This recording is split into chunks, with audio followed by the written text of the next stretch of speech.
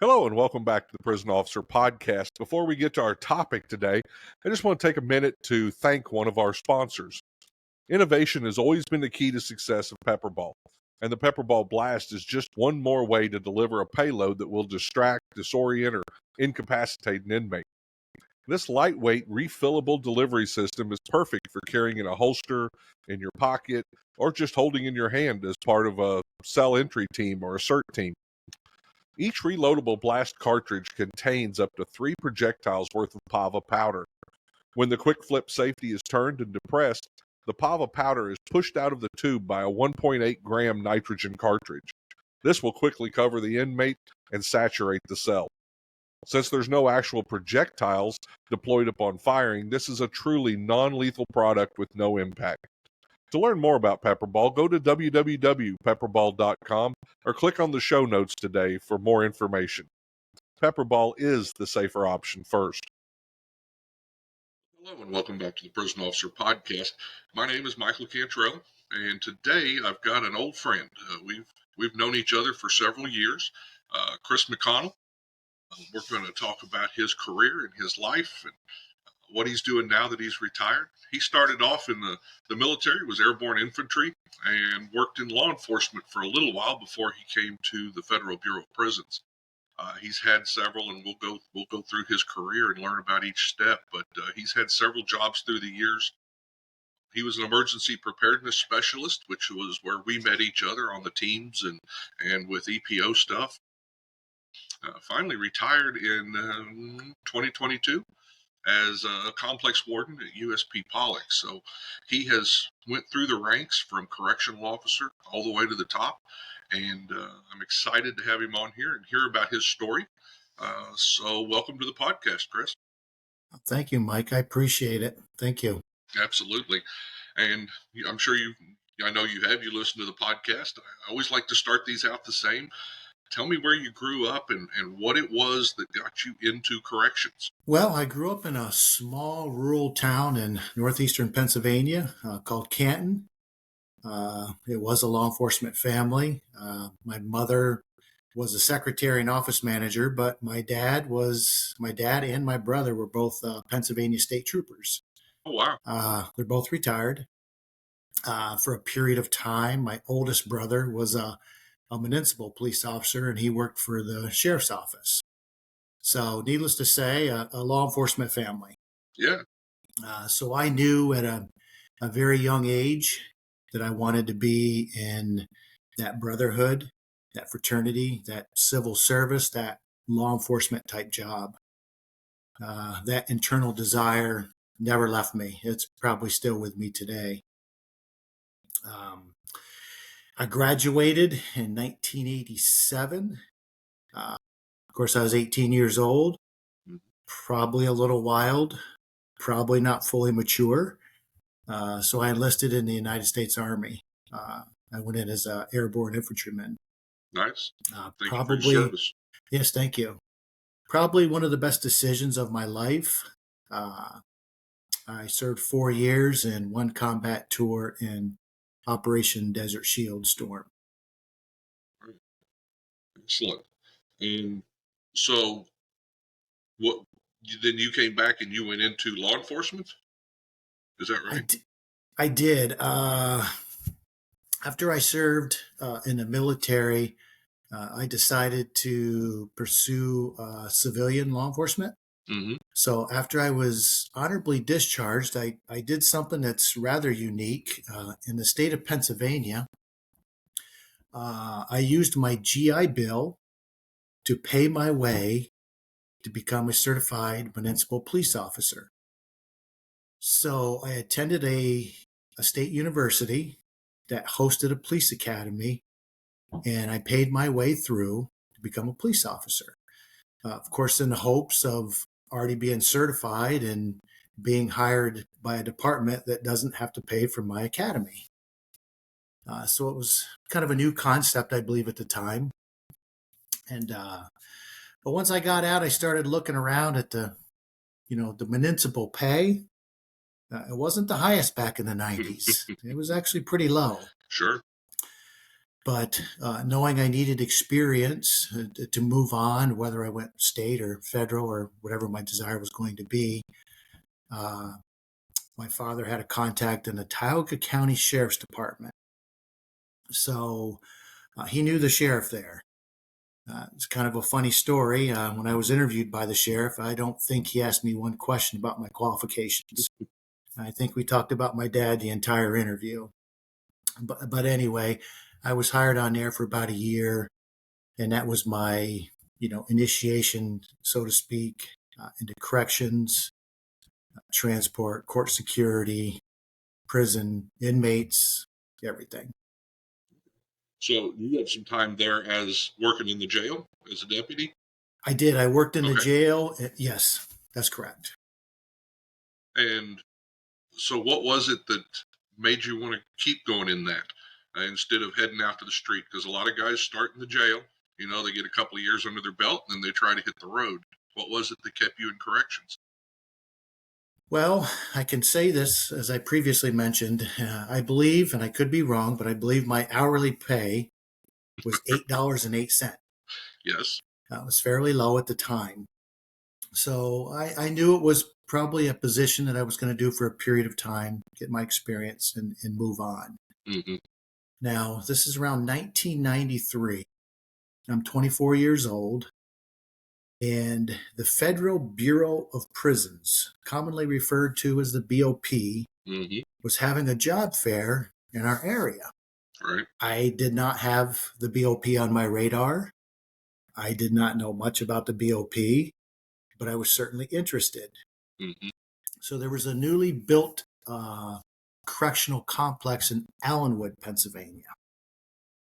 So I thought, okay, job fair, Allenwood, Bureau of Prisons, paramilitary, law enforcement agency, canines, investigations, SWAT teams, gangs, good benefits, pay, career advancement, travel. I'm thinking all this stuff. My mind is spinning. Sure.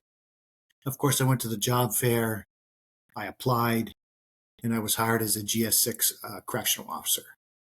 And that was the start of my 30-year career with the BOP. Excellent. And so did you get hired on as a GS6 because you already had that year in at the jail? The year in at the jail, and I believe my military, as I remember correctly. Okay, yeah, because that was the thing. If you didn't have some prior experience, you had to come in as that GS5 and wait a year. So now, I guess some of them are coming in as GS8s. I've heard that as well. Yeah, so which I mean, if they're coming in the door and they've got the experience, I can even understand that. So I worked 8 years in corrections before I went to the BOP, and I kind of had to, walk in there and shut my mouth and let them reteach me. But yeah, we don't always get brand new people off the street like you. They came in, they've already been doing the job. That's right. So, where'd you start off at? Allenwood? So I did. I started off at Allenwood. I was making a little more money. I think my salary was $24,808. Back in the early 90s, it was a little more. It went a little bit further than it does today. But I did. I started at Allenwood, Pennsylvania. The nice thing is it was activating. So we actually had time to put the facility together. We put the beds together, the cells together, the lockers together, brought in all the equipment. So I didn't have that first time walking in a prison with a gate slamming behind you effect. I somewhat slowly eased into the Federal Bureau of Prisons because we were activating it. Yeah. Did you guys get extra training and stuff because you had some time there without inmates? Was that a plus? It was a plus. Extra training. I remember we had a guy, a lieutenant, old school lieutenant from Lewisburg, and he was our training lieutenant. And what a great opportunity to have the time to sit in classes and be trained by someone that has 30 years experience managing inmates. So yes, a definite plus. Probably one of the highlights of my career was when I activated Thompson, and I got all those brand new people off the street and got to spend time with them, teaching them everything that I'd learned piece by piece, and it was very rewarding. I still keep in touch with a lot of them. Sure. So you get the complex up and going. Complex is a different kind of bird. I mean, it's a different kind of world. Multiple prisons. How many there? 3? Yep, there was actually 4 there. Okay. If you count the minimum, because the minimum security or the federal prison camp already existed. So the complex consisted of the low, the medium, and high security, Right. or which we call penitentiary. The minimum security institution, again, was already existed. So 4 levels, and I believe the complex philosophy was allowing staff to be promoted without transferring. Mm-hmm. So I took advantage of that. Again, I entry level as a GS6 correctional officer, and I promoted to a GS11 lieutenant right at the complex. So you may not have had that day when the door slammed, but you did have a day when all the inmates showed up. Tell me what that week was like, because it's more like a week. It's not really one day, but it happens over a period of time. Tell me what that was like. Yeah, well, the good thing is they came in slowly. You know, a bus load here. A bus usually has was it 40 inmates, I believe, that we put on bus. Yeah. 40 inmates at a time. So we were able to, put so many in a unit at a time. You may have 10 inmates in a unit, and the correctional officer can run the unit with 10 inmates, and the next day we may have 20. And then 30 and then 40. So we kind of, build our way into having a full housing unit of 100 plus inmates. So it was actually kind of nice. I like to think that was one of the reasons why Allenwood ran so well. I believe some institutions start out not running so well for one reason or another. But I believe that's one reason Allenwood was just one of those institutions that ran very well. Right. So what was your next step? Well, I like to say when I started the bureau, I was still kind of looking for that brotherhood, that camaraderie. Mm-hmm. So I did join the Special Operations Response Team. Nice. We call it SORT. Mm-hmm. It's kind of the bureau's or the BOP's version of a tactical SWAT team. They trained in dealing with high risk situations, collateral duty, generally train 1 to 2 days a month, 1 to 2 weeks a year, similar to the National Guard. And even back in the 90s, we competed nationwide with other SORT teams, like running and obstacle courses and tactical entries and repelling and shooting and things of that nature. So that was a neat opportunity for me as well. That was kind of my introduction into emergency preparedness or emergency management. Yeah, I saw you. You froze up there for just a second, and now you're back. So I can edit this stuff out. No big deal. Yeah, one of the most recent episodes I've done was kind of just my piece of advice to new staff, that when you get the chance to, as soon as you can in your career, get on a team, because it does build that camaraderie. You do get that extra training. How important was that to you to get on SORT early in your career? Now, Mike, I've heard some of your question. It was kind of froze. I heard I'll a little start bit again. Froze. Yes, please. So one of the recent podcasts I did was on becoming a member of a team. It's one of the pieces of advice I give staff. As soon as you can, get on one of those teams, whatever it is. How important was it to you to be the member of SORT that early in your career? Extremely important. That's one of the keys to success that, even perhaps we'll talk about later. Corrections is a tough business.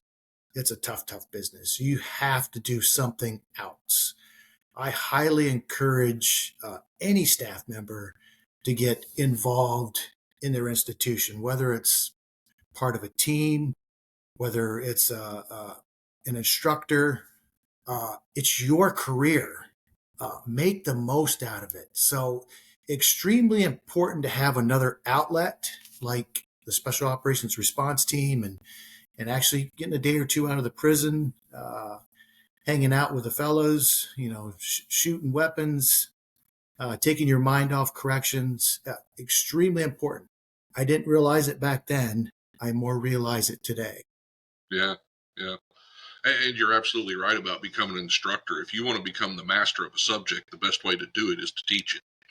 And that's going to carry you throughout your career. So, yeah, that's a good point there. Your next step looks like you became a lieutenant. When did you make up your mind you were going to go into leadership? Well, it's funny. At the time, I was a GS-8 officer, so I was considered a senior officer specialist. There was a position open, a correctional counselor. It was a GS-9 step. I thought, well, I only have, short time in the Bureau. I doubt I'll get it, but as we say, we like to test our paperwork. Let's apply for it. We'll test our paperwork and see where we're at. So I applied for it, and I actually got the position. Now, I didn't think that was my career path. It was a little bit different for me going from, say, correctional services into unit management. Sure. So I don't think I was happy doing that job. And I knew I wanted to get back into correctional services. So a position opened for lieutenant actually on the complex, and I applied for that, and I was selected as a lieutenant. So staff tease me, and they say that I have 2 scars in my back. One, when they removed my backbone to be a correctional counselor, and one when they put it back in when I became a lieutenant. Yeah. There's a lot of ribbing goes on with that kind of stuff, but I call it fun banter. Yeah. We absolutely need those jobs, but they're absolutely, I had the opportunity to become a unit manager at one point. And I was like, I just don't think I can do that. That's just not who I am. And but one thing about the Bureau, one thing about corrections that people don't realize, people that are coming into this, is how many options. You go in a police department, there's pretty much like 2 or 3 ways that you move up. Corrections is just wide open, especially like the Bureau, 122 prisons. I don't even know how many different classifications of jobs, food service, unit management, facilities. That's it's right. Wide open. Yeah, that's right. A lot of opportunity out there. And if you have a skill or a background, if you have you can commit as a correctional officer and say you have a skill, a certificate, a certification in plumbing. Well, you can go into facilities and be a plumber. It's amazing. A prison is, the best way I explain it, I'm sure you've heard it, is a small town. A prison is a small town. What a small town deals with is exactly what a prison deals with. We just don't have automobiles driving around. Sure. Everything else is pretty much the same. Yeah. Yep. Absolutely. So what was it like being a lieutenant? I mean, I don't know about you, but the lieutenants, of course, I started off at Leavenworth. I had some lieutenants that were larger than life. And then when I made lieutenant many years later, it was just like, I became part of that club or whatever. And so what was it like becoming a lieutenant in the BOP? Probably my second favorite job in the entire Bureau of Prisons. I was a lieutenant for about 10 years. Not only at the federal prison camp for a short period of time, but at the penitentiary. I always say I operate well in chaos. I so enjoyed it because a lot of people depending on me, depending on my decisions, depending on my common sense. There's times where we make decisions that, we have to separate staff and inmates for whatever reason, for the safety of staff and inmates. You're the problem solver. You're the first responder. You set the tone for any incident that you deal with, and you deal with incidents on a daily basis. That's prison life. Complex. Yeah, and being in that position, having that honor, that responsibility, and quite frankly, that confidence, there's nothing better. And we all know that corrections is a thankless job. Like you say, most people have no idea what we do, but we also have a shift of, staff and inmates that, we have to take care of and protect and give them our best. And as a lieutenant, that was one of my joys. Yeah, yeah, me too. And it is a thankless job, but when you're a lieutenant, I think that thanklessness, that's the public, maybe the administration, but you are so close to what's going on and the people you're working with and the inmates. I mean, I had inmates thank me for the job I did when I was a lieutenant also. But you're so close to what's going on, you actually do feel like you're making a difference as a lieutenant. That's right. Yeah. So did you start thinking moving up leadership beyond that? Is that when that started? I did not. Okay. However, someone else did for me. Yeah, that happens. So it was one of those things. My captain at the time, a very respected individual, he pulled me aside and said, "Chris, I want you to promote up. I want you to have more responsibility. I think you can further your career." I was like, "Well, I don't have that desire. I'm fine right here." And he says, "No, you're gonna leave." And I said, "I don't want to leave." And he said, "You're gonna leave." So he actually persuaded me, and boy, I appreciate it today. So I appreciate it today. where did that path take you? That took me. I went to the central office or our headquarters in the Office of Emergency Preparedness. Why I wore my shirt today. What a neat job. That's what I can say. But then, emergency, I always say there's a huge difference between emergency management and emergency preparedness. Mm-hmm. They're both broad categories, but they're both entirely different. What I did was more emergency management, kind of the mitigation, the preparedness, the response, recovery, things of that nature. Whereas emergency preparedness is kind of, those steps before, during, and after an incident. But what a neat job. That's when I became intimately involved with use of force and less lethal munitions. The Office of Emergency Preparedness took me in that direction. There's a lot of stuff that that office is over. I didn't even realize until I actually went up there and took it over. I mean, all the teams, you're involved with them. All the use of forces across the bureau, you're putting a hand in somehow, either reviewing or people are, calling you up and going, did we do this right? How do we do this?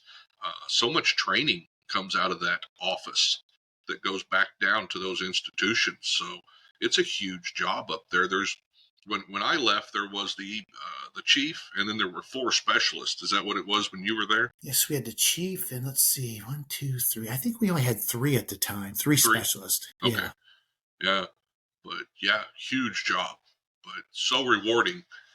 Yeah, and again, we talked about taking advantage of your job, volunteering, getting involved.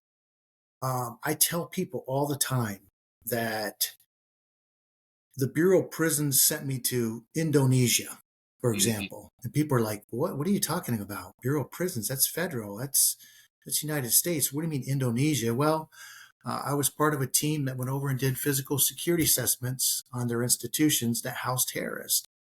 Again, get involved, become that subject matter expert in that field that you enjoy, and get involved, and opportunities like that will present itself. So you were up there from what, 09 to 13? Yeah, I stayed there for about 4 years. Mm-hmm. I actually, was trying to figure out what do I do now? What do I do now? So I remember going to my assistant director and I said, "I think I'm ready to put my show on the road and perhaps move to the next position." Mm-hmm. And he said, "Okay." He goes, "What do you want to do?" And I said, "Perhaps a complex captain, perhaps associate warden." And he said, "Chris, you've been in custody pretty much your entire career. You need to get out of your comfort zone. I want to see you go out as an executive assistant." Sure.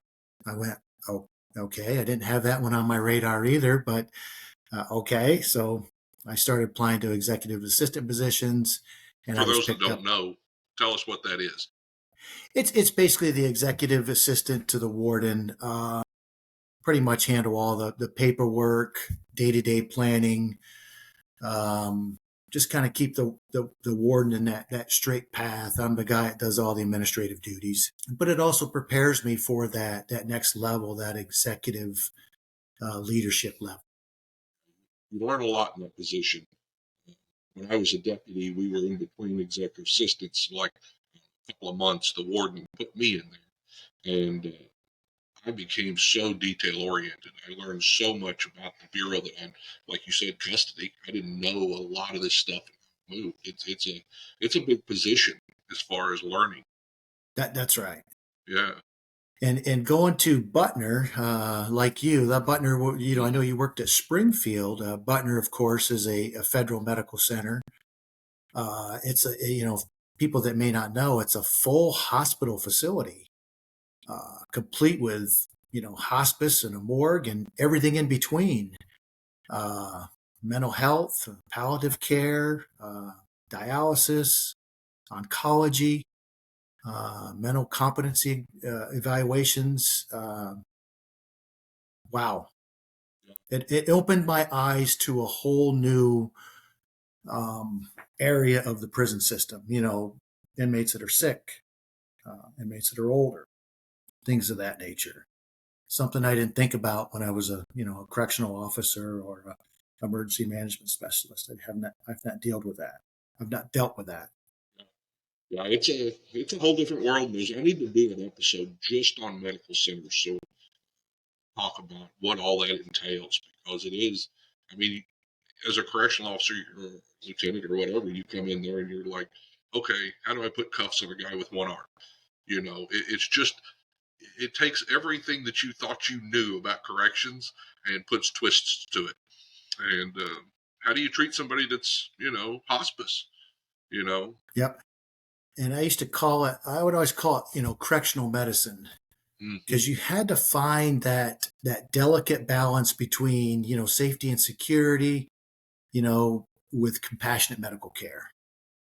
And And it was common a sense balance. sometimes. Sometimes Yes, it's in the gray areas, completely out of policy, that's right. what you're dealing with. So That's sometimes right. it's just being able to pull out some common sense. That's Yeah, right. yeah. So executive assistant, where are you headed to next?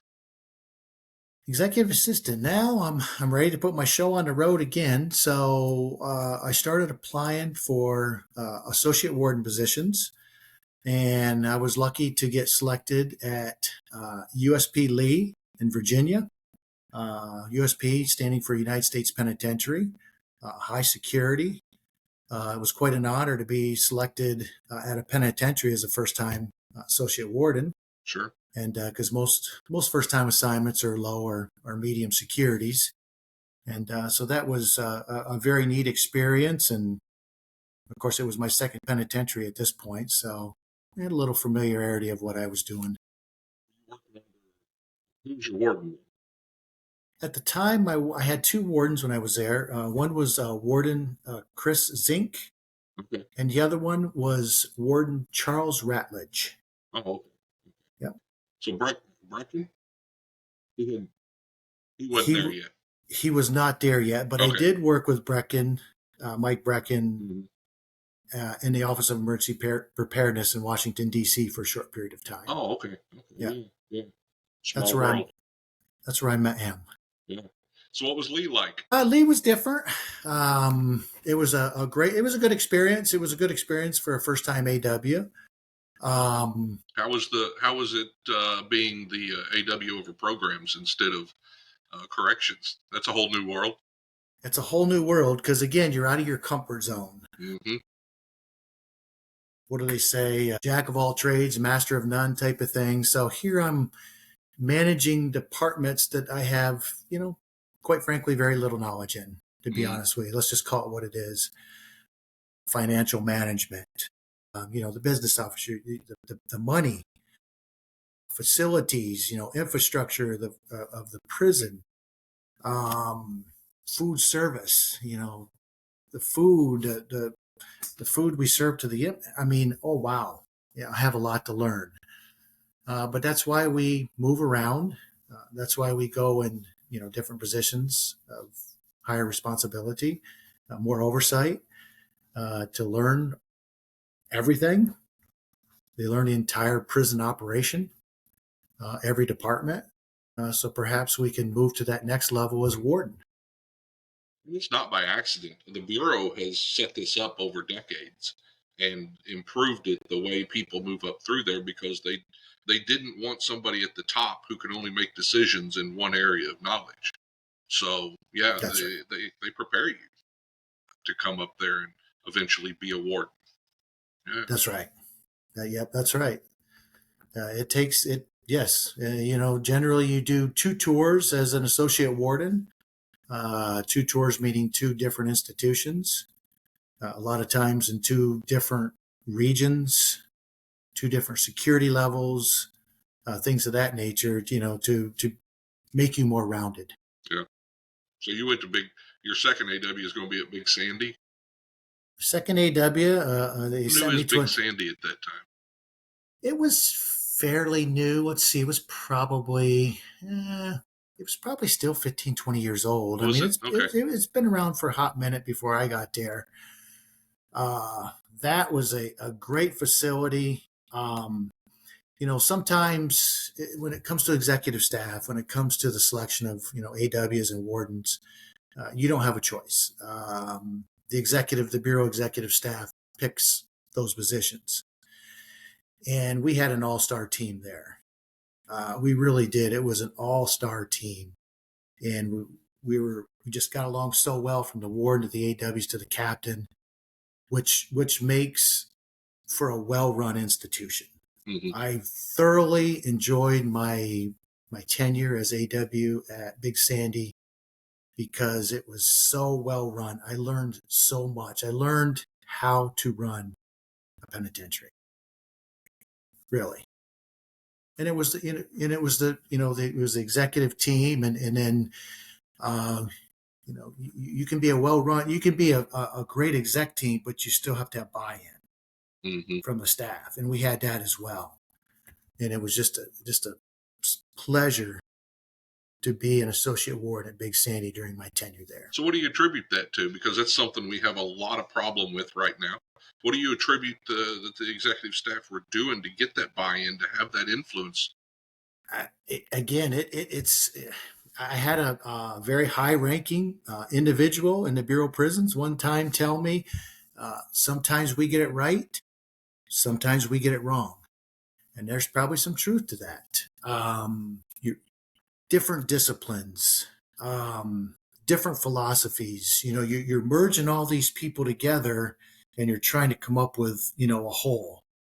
And it worked at Big Sandy for us. I think sometimes some institutions get perhaps maybe executive staff that don't see eye to eye, or just have different philosophies or ideologies or whatever, and maybe maybe they're conflicting. Maybe they're resisting one another, and maybe it's showing on how they manage the institution. We didn't have that. We were all on the same sheet. We were a well-oiled machine. And that makes it comfortable for the staff. When they can look Absolutely. at the management and they see that the management's getting along, they're all working together, they're headed in the same direction, and it's for the good of the institution, then the staff know it's for the good of them also. So That's right. yeah. That's Wow. right. There's definitely a bigger picture. Yeah. So your next step's going to be warden, and they looked around and they picked out the prettiest institution for you to go. Kidding. Pollock was kind of rough when you went there, wasn't it? Well, it was rough. I got to the point where I started applying for my warden. I remember getting that phone call and said, Chris, we're looking at you. We're looking at you at El Reno and Pollock. And I said, okay. Those are opposite ends of the spectrum. And they said, do you have a preference? I know that my preference really wasn't going to matter. Mm-hmm. So I said, I have no preference. It's an honor to be looked at as a warden, not only selected. So I said, whatever the agency wants me to do, I'll do. So I was selected as a warden at FCI Pollock, which is in Louisiana. But interesting story, before that, I was still associate warden at Big Sandy, Mhm. and Hurricane Irma did some damage down in Florida and Texas. And as a part of ESF 13, if people are familiar with that, Emergency Support Function 13, which provides federal assistance to areas of disaster, asked if I would take a team as the team leader down to Florida for Hurricane Irma. And of course, when you're asked something like that, you say yes. And I said, of course. So I didn't get much preparation time for a ward, and I went down to Florida as a team leader for Hurricane Irma. But that was a great experience. Not only an honor to be selected as a team leader, it was an honor to take those men down there to give them whatever help that we could give them. Yeah, and the ESF functions are part of a FEMA plan where they can take individuals from different agencies, bring those teams together to go out. And for ESF 13, it tends to be a lot of search and rescue and security type stuff. And I didn't get to go on any of those, but the guys that came back, in corrections, we get so little opportunity to interact with the public and help the public. And they were always just so jazzed to be able to get called out and go actually, help the public outside the prison for those. That's right. So That's right. excellent. So you come into Pollock. Tell me about Pollock. Yep. So I traveled back to Big Sandy after Hurricane Irma, and prepare for my transfer to Pollock as a warden. Medium security, FCI, Federal Correctional Institution, a medium security, but it was a pretty wild place. It was a very, very active medium security. Yes. What do I mean by that? A lot of incidents, a lot of inmate-related incidents, whether it's drug introductions or violence, fights, things of that nature. It was just a very active facility. But what was nice about that is I took my years of emergency preparedness, my years of experience at penitentiaries, and I applied it to that facility. I'd made a lot of security enhancements, I call it. One nice thing about us when we were in the Office of Emergency Preparedness, we had the ability to read all the after actions. Awesome. I mean, we're actually reading what people did wrong. And because generally after actions, they focus on the negative, not the positive, to be honest with you. So we're kind of reading what went wrong. So put that knowledge in your head, you don't want to make the same mistake twice.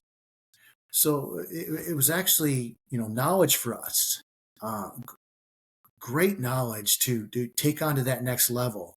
So when that situation comes up at your facility, you already have some exposure to it on how to handle it, and hopefully how to handle it correctly.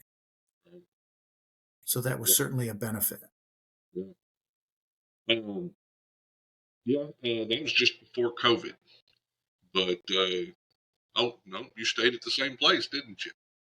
Well, yes, I did. I stayed right at Pollock because Pollock was a complex as well. Uh-huh. So they had a medium security institution and a high security institution. They had a complex warden and then a warden. So they had two wardens on the complex.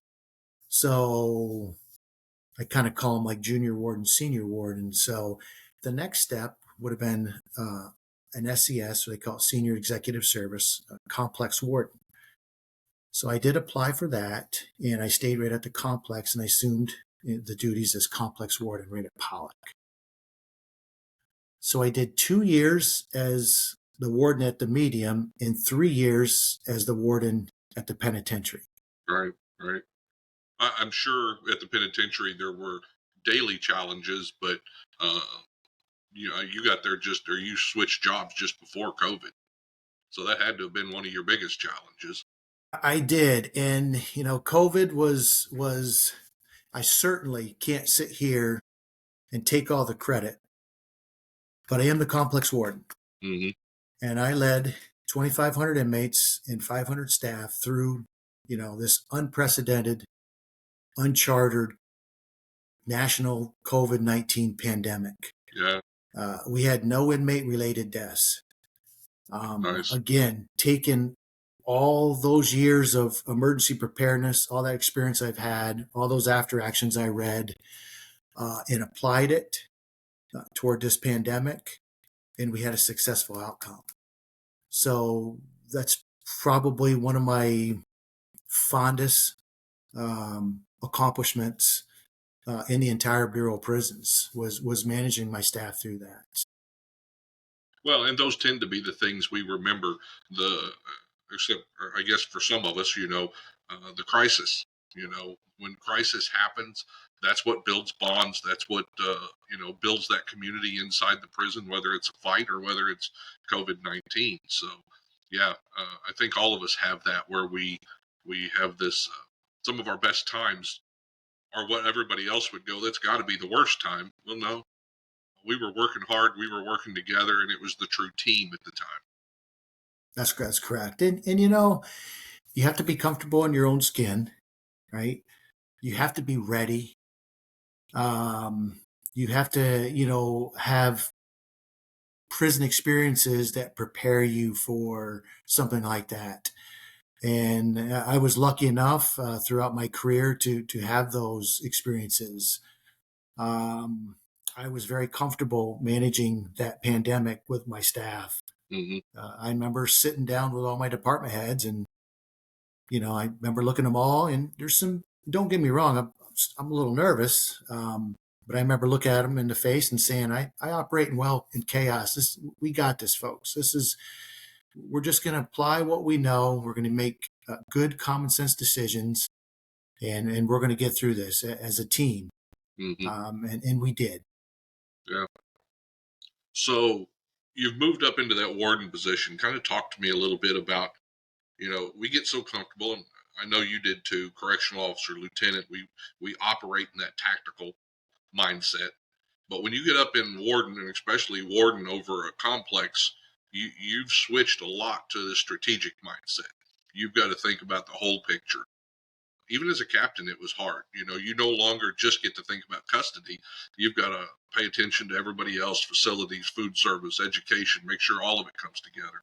So talk to me a little bit about what that strategic thinking when you get up there in the complex warden level. Well, the good thing is again, I transferred over from the medium, so I was already at the complex, so I knew all the staff. I knew the department heads. I knew the exec staff.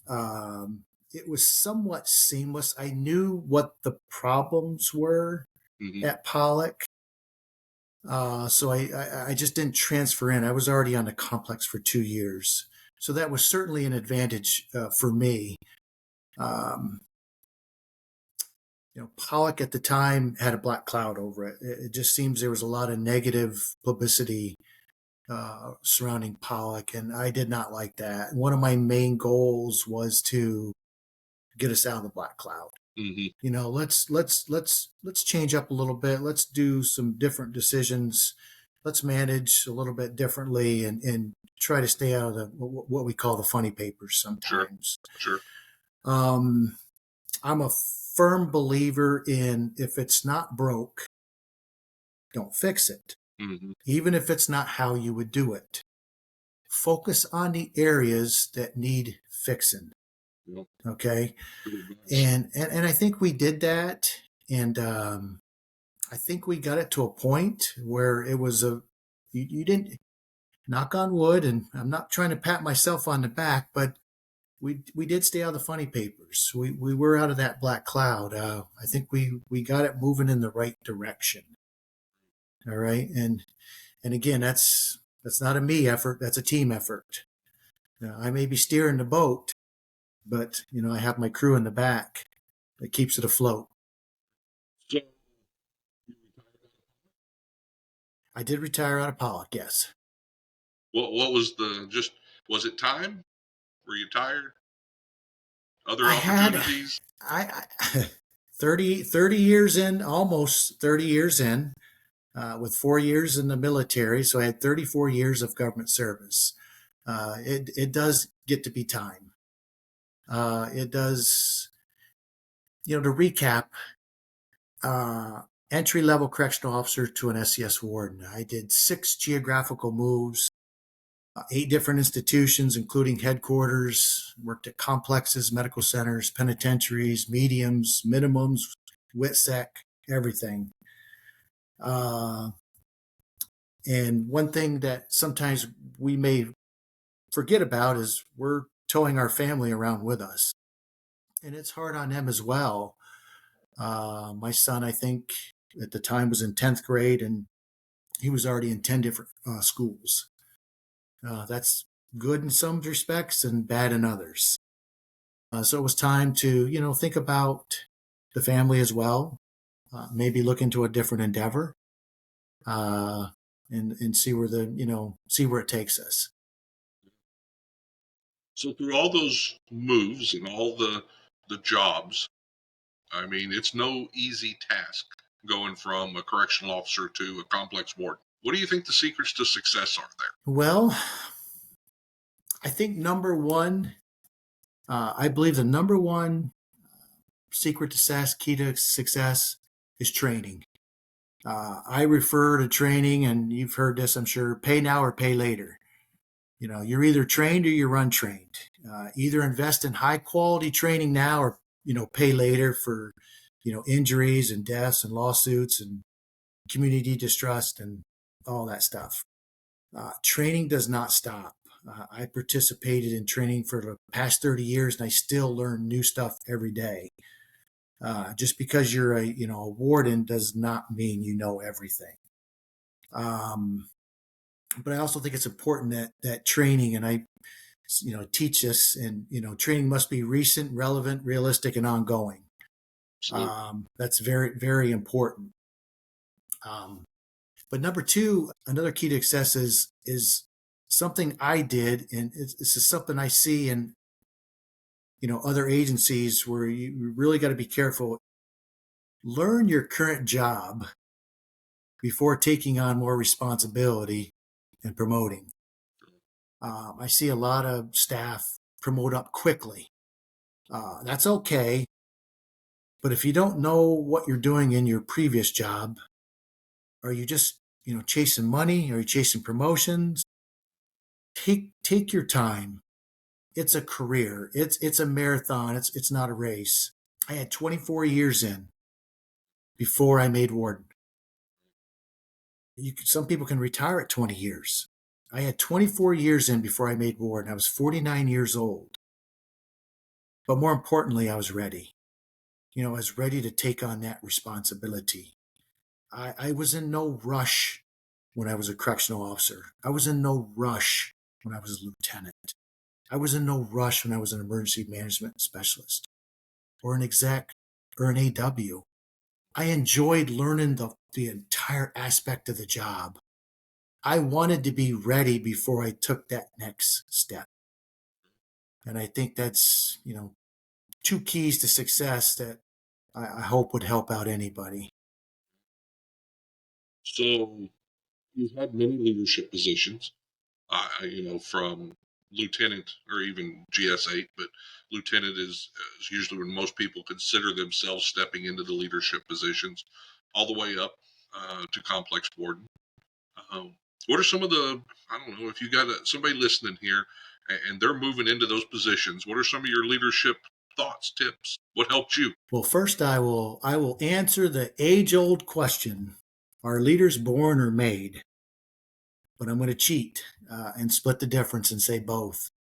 I do believe that some people do have natural leadership abilities, but I also believe that those abilities and those qualities need to be honed through experience and learning.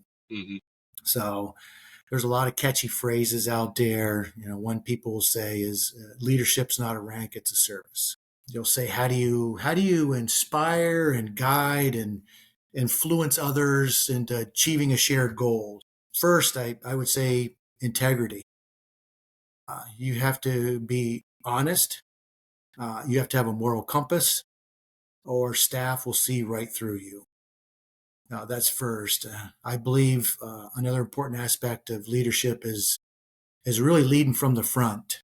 Um, Again, one of those catchy phrases: "Don't ask your employees to do something you wouldn't do yourself." Mm-hmm. Um, I led from the front.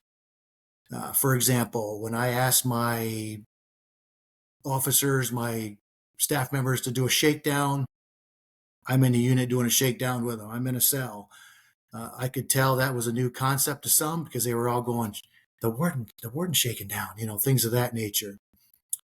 Perhaps maybe they have not seen that, but leading from the front. I remember taking over in 2015. I think I was associate warden at the time, and a new concept in the bureau was stab resistant vest. Uh, there was some resistance there. How do I tell a 30-year correctional officer, put on a vest? Well, wait a minute, I just went 30 years, I didn't wear a vest. How do I tell a plumber, hey, put your vest on? While I'm working inside a pipe chase, I have no room as it is. Uh, Put on your vest while you're interviewing an inmate, for mental health reasons. Um, how about a hot climate? The sweat, the heat. Like So Louisiana. lot of resistance. But you know what I did as a warden? I wore my vest. I put it on when I left my house. I took it off when I got home. I wore it all day. I set the example. I led from the front. I've actually had people say, well, the warden's doing it, I'm going to do it. That thing. Yes, it was a policy. Yes, I could have enforced it through discipline, but that wasn't the time or the place.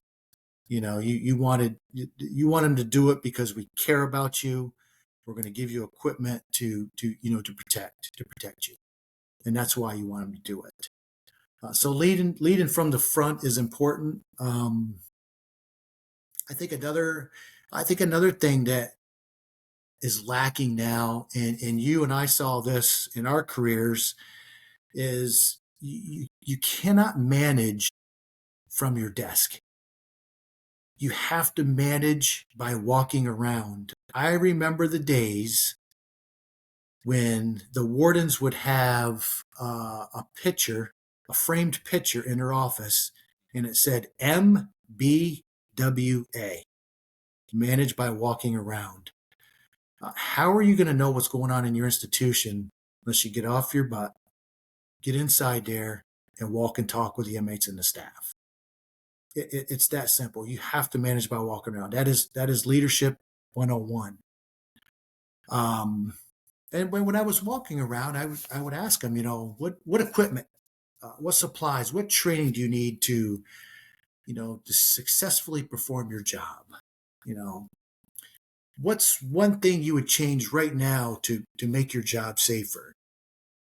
Is there anything I can do for you right now? Those type of questions. Engage with a staff. I was also known to test them a little bit too. I'd quiz them. What's the goal of OC? Involuntary closure of the eyes, things of that nature. If you lost control of your unit from an inmate fight, kind of a disturbance, what would you do? Those type of things. Call for help, secure the unit. Wait for the cavalry to arrive. Additional staff. Where's your cut down tool? Things of that nature. Just constantly make them think. Constantly training. I mean, that's what you're Constantly doing. training. It's because training never stops. Everybody says we don't have time for training these days. Yeah, you do. Do it right there on shift. Every time you see one of the officers, give them just a question. And I saw several guys like you. Of course, they were always the best ones. The best AWs, the best wardens were the ones that quizzed you. They wanted to, and it made them feel better too. I know that this officer gets it. I know that they, understand. So they not only got that, but then we also got this leadership of They want to know that we're doing what we're supposed to. That's right. Yeah. That's right. Yeah, that's right. And it is, I call it a gentle reminder. Some of that training that we do, some of those questions that we ask, are just gentle reminders. It's to get your head thinking. Um, we used to say, what if everything? What would I do if this happened? What would I do if this happened? I did that as a warden, and it seems silly, but it's a great game because I've asked myself questions that actually my heart sank in my stomach because I wasn't sure of my own answer. And that's what I mean by, what if, and then you have to, okay, I need to look into this. I'm not confident in my ability right now if that particular what if happened. Right. And I need to explore this a little bit further, you know? Yeah. Um, Getting the officers out of there's so much stuff tied to them being in the office. I think, and I hope, and we're seeing some of it come across, is technology.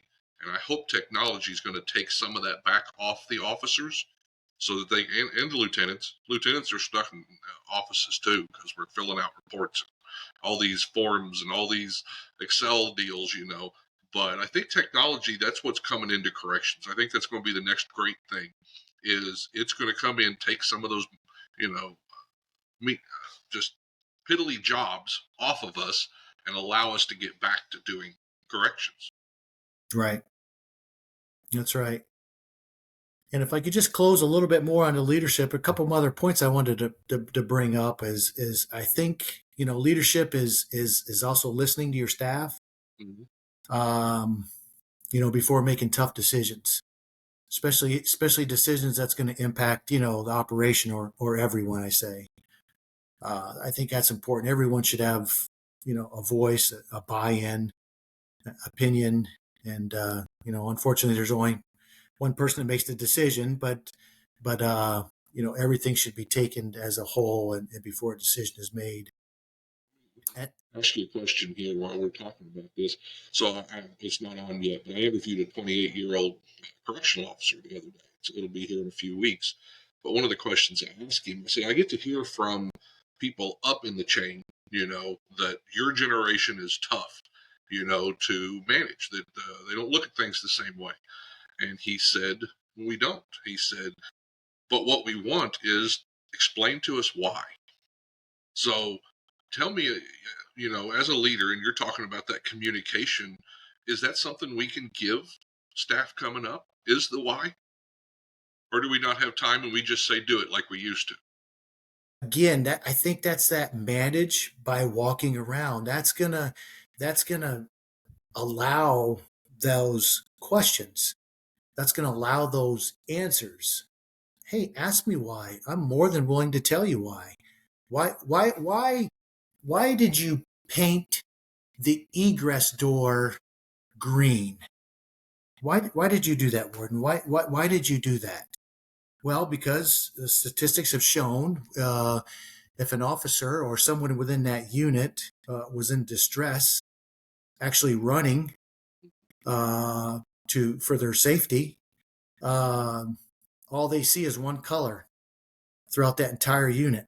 They have no idea where the door is because that fight or flight takes over, and your mind's going 100 miles an hour. Your adrenaline's just flowing throughout your body. That there's statistics where they've asked the officer, "Why didn't you just go out the front door, out the egress door?" I couldn't see it. I didn't know where it was at. I was just running. All I saw was one color. Things of that nature. I think it's important to explain why we do what we do. As a warden, that was one of my difficulties. I had to realize that there is a generational gap between me and some of my new correctional officers coming on board. But I had a mentor, have to explain that to me, saying you do have to recognize that they do look at things differently. It's not bad. It's just different. It's okay. So. Any final thoughts? Well, just to even get back, I want to mention one other thing in leadership because I think it's important. Absolutely. I think, I used to call it, there's sayers and there's doers out there. some talk a great game and leaders get it done. And I think Benjamin Franklin said it best: "Well done is better than well said." So action, not words. Action, not words. Regarding leadership. My final thoughts. I guess my final thoughts would be one thing that as a warden, I always hated to hear from staff is, I can't wait till retirement. I can't wait till retirement, things of that nature. And I'd be like, oh, it's a sad statement to hear as a warden, because I was thinking, this is your career, your career. Make the most out of your career. Don't wish for retirement. Retirement will come. You'll get there. Trust me. Enjoy your career along the way. Get involved. Volunteer. Become an instructor. Make yourself, your staff, and your institution a better place. Something that I would press upon my staff when I'd hear about retirement. I think that's extremely important. I've had, probably lucky, but again, I've traveled outside the country, traveled all over the country with the Bureau of Prisons. So that was extraordinary to say the least. But to answer your question on a final thought, I guess I'd just like to say, thank you to all the correctional professionals out there. You're the true public servants that perform a dangerous and thankless job with honor and compassion and professionalism. Be proud of who you are and what you do. And I would also like to say, Mike, I like to say thank you to, for doing what you do. I always said that the craziest things regarding human behavior happen in two places: prisons and hospitals. So for you to try to make sense of a world that doesn't make sense, it's probably extremely difficult, but you're doing a good job. So keep up the good work, brother. Appreciate that. Yeah. It's been a learning experience for me. I'm still learning, and to get to do these interviews with you, and we're coming up on our 100th episode. Oh, wow. To get to do that, I have learned so much. So corrections hasn't stopped for me just because I retired from the Bureau. That's right. I appreciate that. That's right. If someone wanted to contact you, what's the best way? Do you have a email or LinkedIn, or what would you like put in the show notes?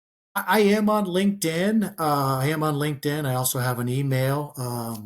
It's my first initial, C, my last name McConnell. So it's C McConnell 1968. That may or may not be the year I was born, Mike. So C McConnell 1968 at outlook.com.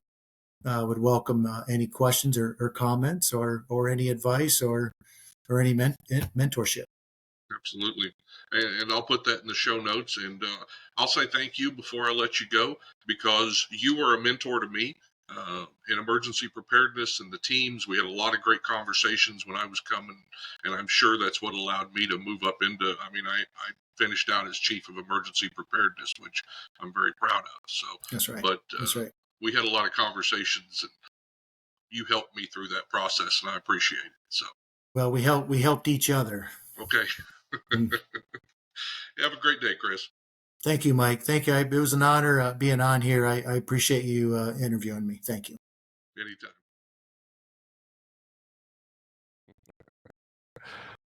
Hey, before we go, I'd like to take a minute to thank one of our sponsors.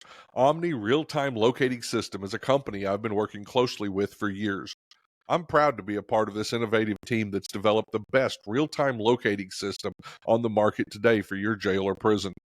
Omni's PREA-compliant real-time monitoring technology is the very best way to track and record your inmates' locations, their movements, their interactions throughout every square inch of your correctional facility. Imagine getting an alarm the second an escape happens, or an alert that lets you know when an inmate's heart rate drops below a set level. To learn more about Omni, go to www.omnirtls.com. That's omnirtls.com. or you can click on today's show notes to get in the information guide. Omni Real-Time Locating System is a powerful tool specifically designed for the modern correctional professional. If you haven't done so, please take a moment to like my podcast, or better yet, hit the subscribe button so that you'll be notified when the next episode comes out. Thanks for listening, and let's be safe out there.